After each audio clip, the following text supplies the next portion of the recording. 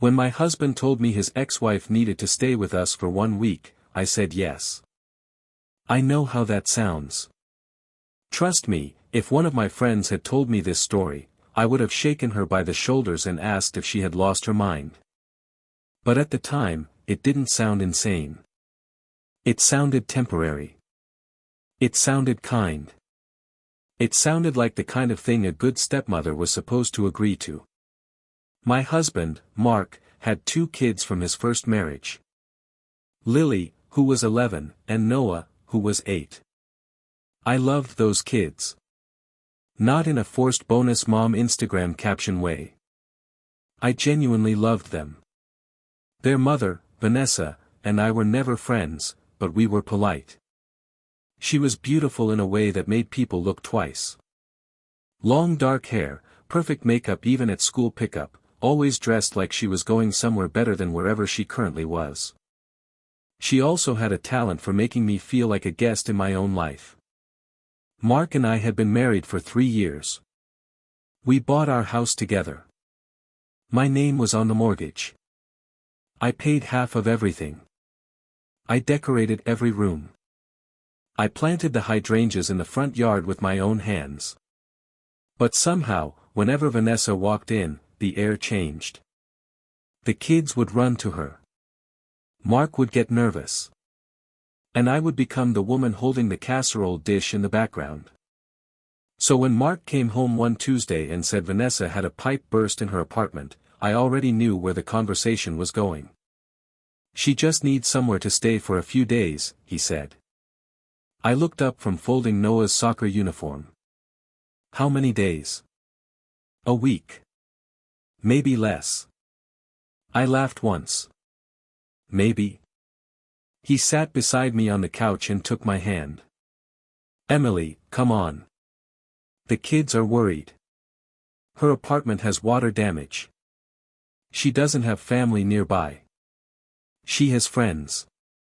She doesn't want to impose. I stared at him. But imposing on your current wife is fine. His face tightened. That's not fair. That sentence became the soundtrack of our marriage. Any time I had a boundary, it was not fair.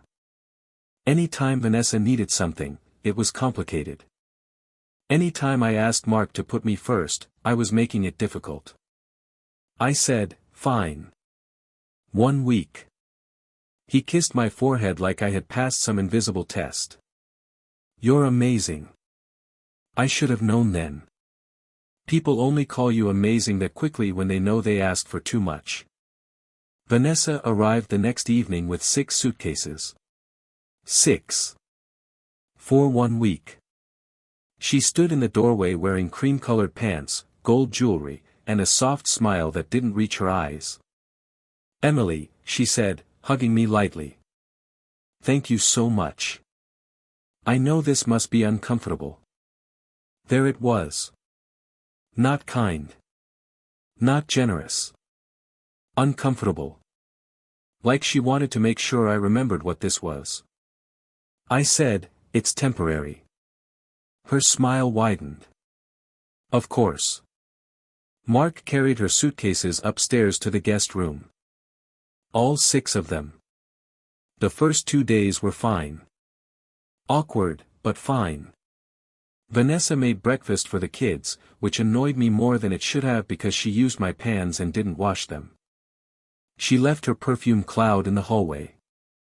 She called Mark Marky twice, then apologized with a little laugh. Old habit. I smiled so hard my jaw hurt. On the 3rd night, I came downstairs and found the 3 of them on the couch. Mark, Vanessa, and Lily squeezed between them, watching old home videos on Vanessa's laptop. Noah was asleep against Mark's side. Vanessa looked up when I entered. Oh, Emily, you have to see this. Lily's first steps. I stood behind the couch and watched baby Lily wobble across an old apartment living room. Then the camera turned. There was Mark, younger and thinner, laughing. Then Vanessa stepped into frame and Mark kissed her. Not a cheek kiss. A real kiss. The room went silent. Vanessa reached for the laptop. "Oh my God, sorry. I forgot that was in there." Lily looked embarrassed. "Mark wouldn't look at me." I said, "I'm going to bed." Mark came upstairs 20 minutes later. "You're mad." "I'm tired." "Emily." I turned over. He sighed. "It was a video from 12 years ago.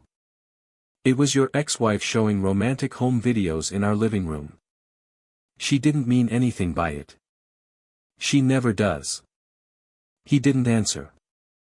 That was another Mark's specialty. Silence when the truth was inconvenient. By day 5, Vanessa was no longer acting like a guest. She reorganized the pantry because the kids can't find anything. She told Noah he didn't have to eat the dinner I made because Mommy will make you pasta. She moved my throw pillows from the couch and said the room looked less cluttered without them. Then she started doing Mark's laundry. I found her folding his shirts in the laundry room. I just stood there. She looked up, holding one of his work polos. "Oh. I hope you don't mind. I was doing the kids' things anyway." I said, "I do mind." She blinked like I had slapped her. "I'm sorry." I said, "I mind. Please don't do my husband's laundry." She slowly placed the shirt down. "Emily, I was just helping." "No. You were crossing a line." Her expression changed. "Not dramatically. Just enough." The soft, helpless act slipped. "You know," she said, "it's exhausting how threatened you are by me." I felt my face get hot. "I'm not threatened." She smiled. "Sure." That night, Mark accused me of being rude. Not Vanessa. Me. "She was trying to help," he said. "She was folding your underwear. She was doing laundry. Why are you defending this?" "Because you're making it weird." I stared at him. "You think I'm making it weird?" He rubbed his face. "I think you've been waiting for a reason to hate her." That hurt. Because I had tried. I had really tried. I bought birthday gifts from the kids to Mom. I reminded Mark to send her Mother's Day flowers. I invited her to school events even when the kids forgot to tell her. I had swallowed 100 tiny discomforts because I didn't want to be the jealous second wife. And now I was being told I was the problem because I didn't want his ex-wife touching his underwear. I said, "She needs to leave when the week is over." Mark looked away.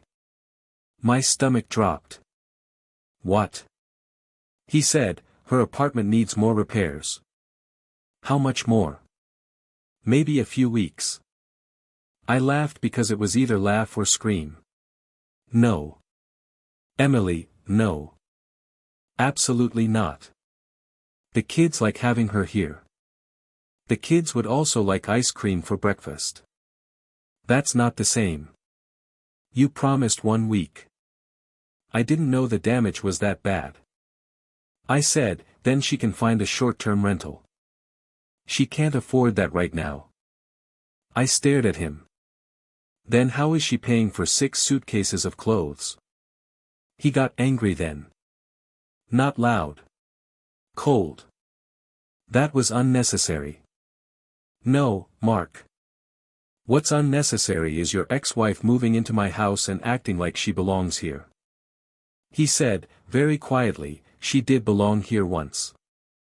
The room went completely still. I don't think he meant to say it.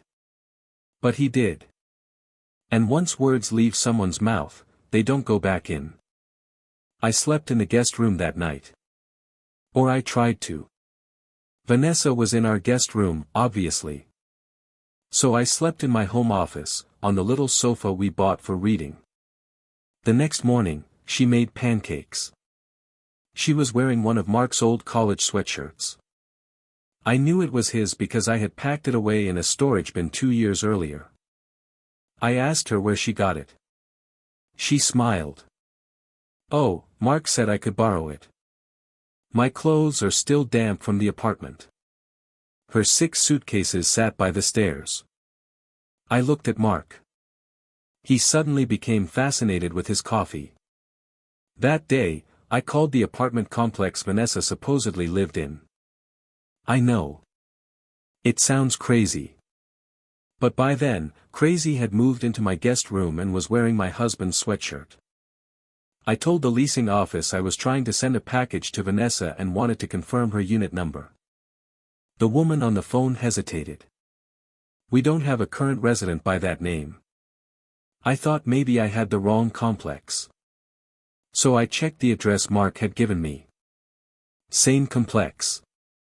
I asked, was she a resident recently? The woman said, I'm sorry, I can't share tenant information. Which basically answered my question.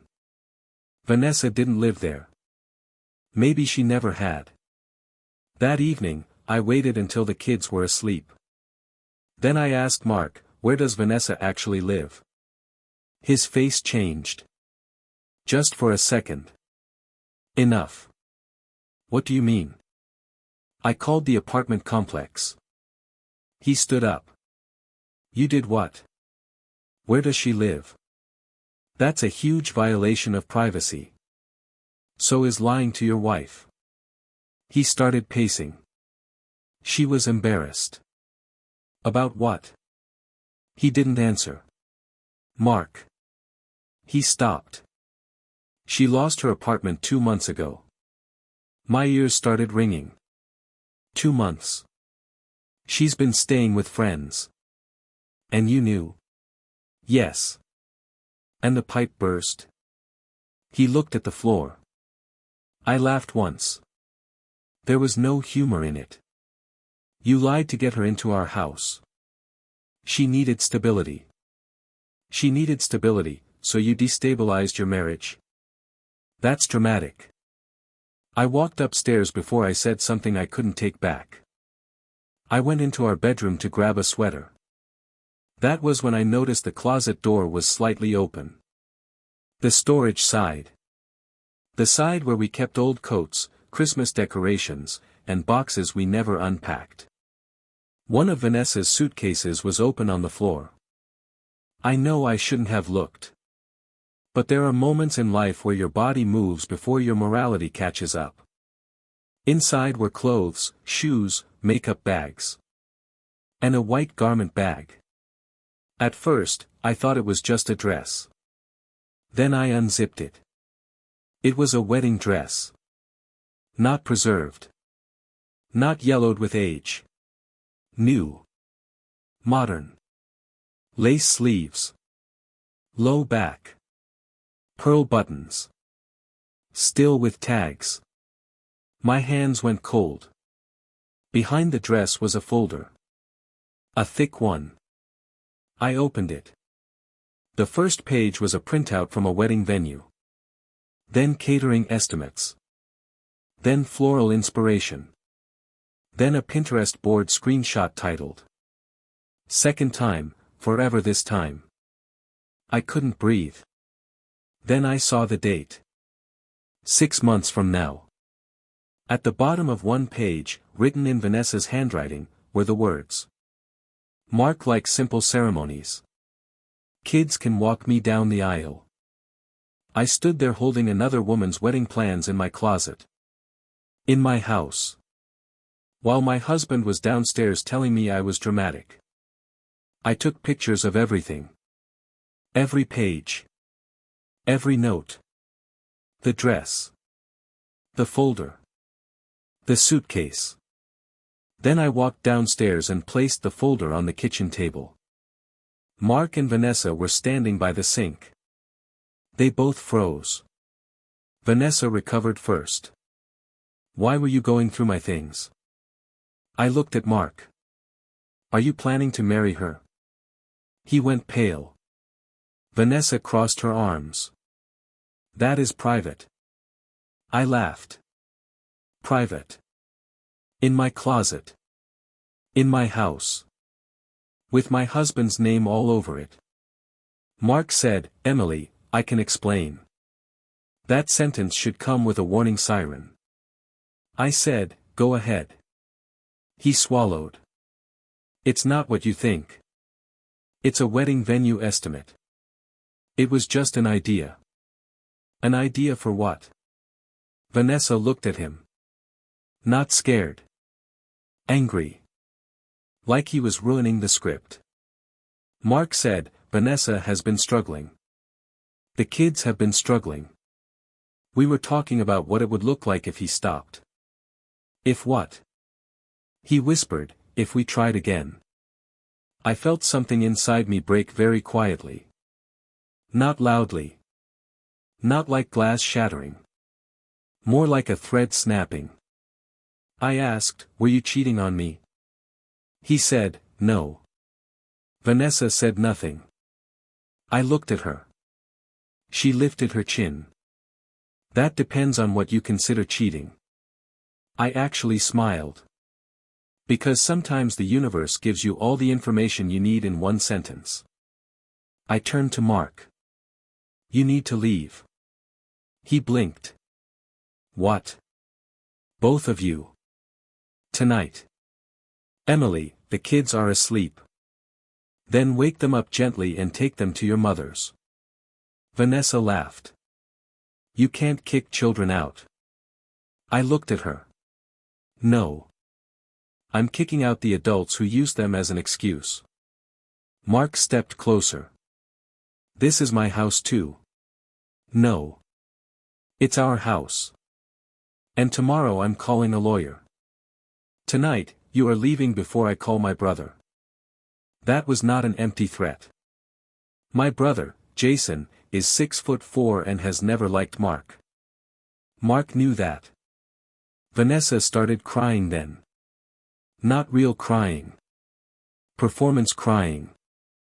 The kind with no tears but plenty of sound.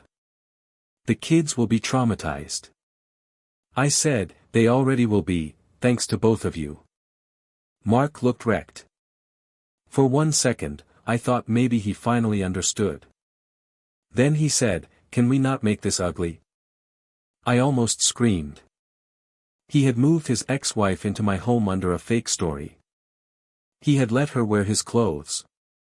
He had discussed leaving me while eating dinner at my table. He had allowed wedding plans to be stored in my closet. But I was the one making it ugly. I said, ugly started before I found the dress.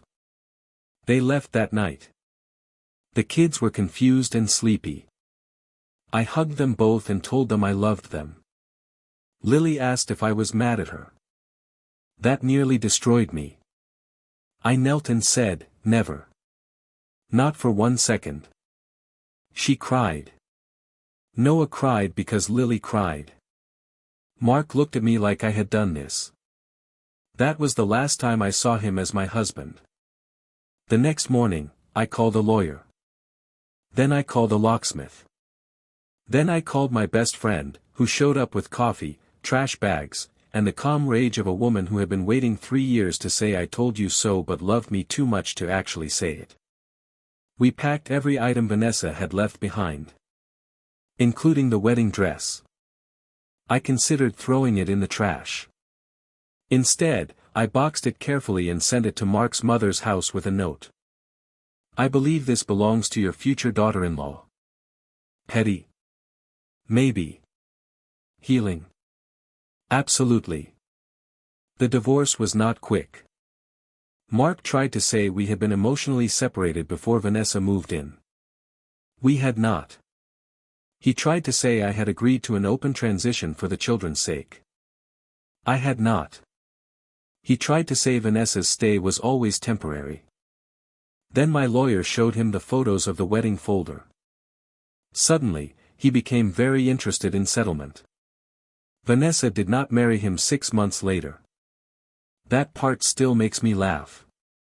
Apparently, once Mark moved into a small rental and had to pay child support, spousal support discussions, legal fees, and half the mortgage until the house sold, Vanessa decided they needed space. Lily told me later, in the careful way kids reveal adult secrets, that Vanessa said the timing was too stressful. Of course it was. It's much easier to plan a wedding when another woman is paying half the bills. I still see the kids. Not as much as before, and not legally as a parent, which hurts in a way I can't explain. But Lily texts me sometimes. Noah sends me pictures of his drawings. Their grandmother lets me take them for ice cream once a month because, despite everything, she knows I loved them. Last month, Lily asked me, "Did Mom really live with you before you and Dad broke up?" I said, "Yes." She looked down at her ice cream. "Dad said you didn't want us to be a family." I took a deep breath. There are things you don't say to children, even when they're true.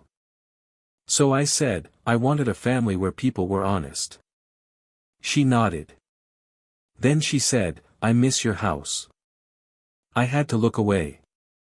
The house sold 2 months ago. I cried when I signed the papers, but not because of Mark.